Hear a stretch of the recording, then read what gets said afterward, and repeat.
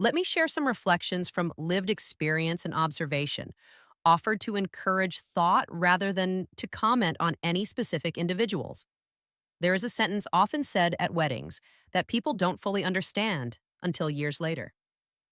On the day of the marriage ceremony, the priest turns to the guests and asks them a question. I didn't fully understand this at the time. The question, do you promise to support this couple? The whole church responds, we do. At the time, it feels like part of the ceremony, a beautiful moment. But as the years pass, you begin to realize the depth of that question. That promise wasn't really about the wedding day, it was about the life that would follow, the hard conversations, the misunderstandings, the pressure of work, family, parenting, and expectations. Over time, you begin to notice who truly meant those words, who was there for the celebration, and who was there when the relationship needed wisdom, guidance, and care. You also begin to notice other dynamics. Sometimes people talk about how much support they give, how strong their relationships are, or how well they did things. But reflection can reveal something deeper. Did people offer support when it mattered? Did they share wisdom from experience? Or did they quietly observe from the sidelines and form their own conclusions? For example, if someone believes a wife should work, cook, and raise a family, did they share their wisdom in a way that genuinely helped so she wouldn't burn out?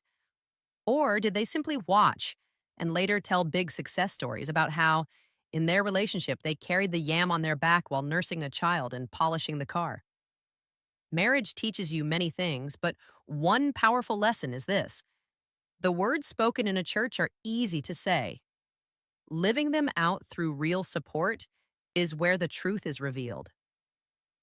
Marriage is ultimately between two people. And when couples come through testing times, sometimes they must drown out the outside noise and remind themselves of their why. Especially on those evenings when you get home from work. The school has called about your neurodivergent child. You're exhausted. And yet, somewhere in the background, there is still that story about the good wife happily cooking dinner and everyone living happily ever after. And in those moments, you may start to see something clearly that the promise made in the church wasn't just words, it was a commitment to stand with the couple through real life, not just the wedding day. If reflections like this resonate with you, you might enjoy the book Relationship Quotes to remind us of our why, Wise Words for Relationships by Laverne DappaWard, available on Amazon. Sometimes a few thoughtful words help us reconnect with the real purpose of our relationships beyond the fantasy version we were taught to expect.